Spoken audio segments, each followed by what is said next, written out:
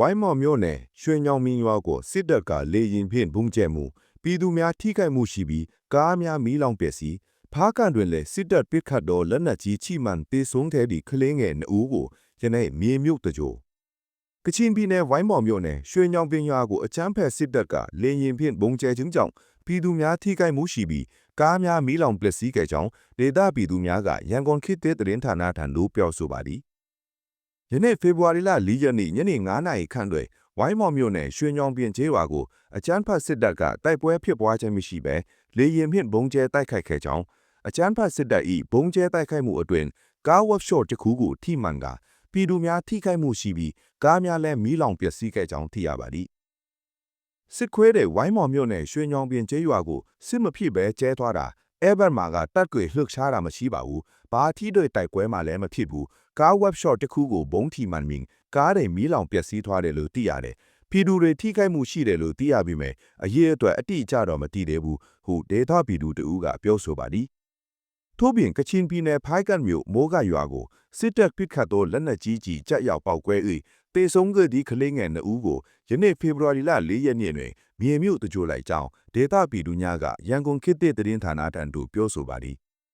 ဖေဖော်ဝါရီလ3ရက်နေ့နံနက်ပိုင်းတွင်ဖားကန်မြို့ဗျူဟာကုန်းမှအကြမ်းဖက်စစ်သားများကမိုးကရွာကိုလက်နက်ကြီးများဖြင့်ပစ်ခတ်တိုက်ခိုက်ခဲ့ကြောင်းထိုလက်နက်ကြီးကြီးကြားရောက်ပောက်ကွဲခြင်းကြောင့်အသက်73နှစ်အရွယ်မောင်စစ်ကြအောင်နှင့်အသက်9နှစ်အရွယ်မောင်ဇော်ဆိုင်ဖရင်တို့2ဦးပွဲချင်းတေဆုံးဟဲ့ခြင်းဖြစ်ကြောင်းသိရပါသည်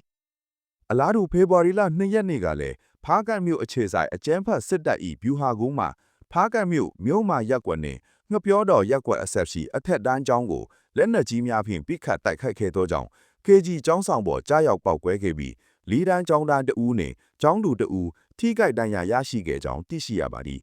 ။မြင်းချံမြို့နယ်တွင်စစ်တပ်ကယနေ့ညပိုင်းထိကျေးရွာ9ခုကိုစစ်တိုက်မီးရှို့မှုစာတင်ကျောင်းများအပါအဝင်နေအိမ်အများပြားမီးလောင်ပြကြရေဖြူနေလဲစစ်တပ်ကကျေးရွာများကိုစစ်တိုက်မီးရှို့နေမန္တလေးတိုင်းမြင်းချံမြို့နယ်တွင်အကြမ်းဖက်စစ်တပ်ကယနေ့ညပိုင်းထိကျေးရွာ9ခုကိုစစ်တိုက်မီးရှို့ထွက်စီးခြင်းကြောင့်စာတင်ကျောင်းများအပါအဝင်နေအိမ်အများပြားမီးလောင်ပြကြခဲ့ကြောင်းဒေသပြည်သူများကရန်ကုန်ခေတ်သစ်သတင်းဌာနထံသို့ပြောဆိုပါသည်ယနေ့ဖေဖော်ဝါရီလ4ရက်နေ့နနက်အစောပိုင်းမှာစတင်ပြီးမြင်းကြံမြို့နယ်အေးရွာကျေးရွာမှထွက်လာသောအကြမ်းဖက်စစ်တပ်စစ်ကြောင်းသည်ပြည်တော်သာရွာတန်းဆောင်ရွာနတ်ညွန့်ရွာနှင့်ဓာကျွန်းတောင်ရွာမြောက်ရွာတို့ကိုစစ်တိုက်မီးရှို့ဖျက်ဆီးခဲ့ကြောင်းသိရပါသည်အကြမ်းဖက်စစ်တပ်၏မီးရှို့ဖျက်ဆီးခြင်းကြောင့်နတ်ညွန့်ရွာအတွင်းရှိစာတင်ကျောင်းများအပါအဝင်နေအိမ်အများပြားမီးလောင်ပြကြခဲ့ပြီးပျက်စီးမှုအရေးအတွက်ကိုအတိအပြုနိုင်ခြင်းမရှိသေးပါဘူးလက်ရှိချိန်ထိအကြမ်းဖက်စစ်တပ်စစ်ကြောင်းသည်ကျေးရွာတွေအတွင်းမှာတက်ဆွဲထားနေပြီးနေအိမ်တချို့လည်းဆက်လက်မီးလောင်နေသေးတဲ့အကြောင်းသိရပါသည်လက်ရှိချိန်တွင်အကြမ်းဖက်စစ်တပ်စစ်ကြောင်းကြောင့်ပြည်တော်သားရွာတန်းဆောင်ရွာနတ်ညွန့်ရွာနှင့်ဓာကျွန်းတောင်ရွာမြောက်ရွာတို့မှပြည်သူများအပါအဝင်အနီးနားရှိကျေးရွာများမှထောင်ထဲချီတော်ပြည်သူများကဘေးလွရာထပ်ပြီးတီးရှောင်းနေရကြောင်းသိရပါသည်စစ်ခွေးတွေလာကျေးရွာစာတင်ကျောင်းမှာမီးရှို့ဖျက်ဆီးသွားတယ်အခုညပိုင်းထိနေအိမ်တချို့မီးလောင်နေတုံးပဲဘသူမှလည်းသွားမငင်ရဘူးစစ်ခွေးစစ်ကြောင်းကရွာတွေအတွင်းမှာရှိသေးတယ်နတ်ညွန်းကတော့စာတင်ကျောင်းမှာမီးရှို့ဖျက်ဆီးခံရတယ်လို့သိရတယ်လို့ဒေတာပြည်သူတဦးကပြောဆိုပါသည်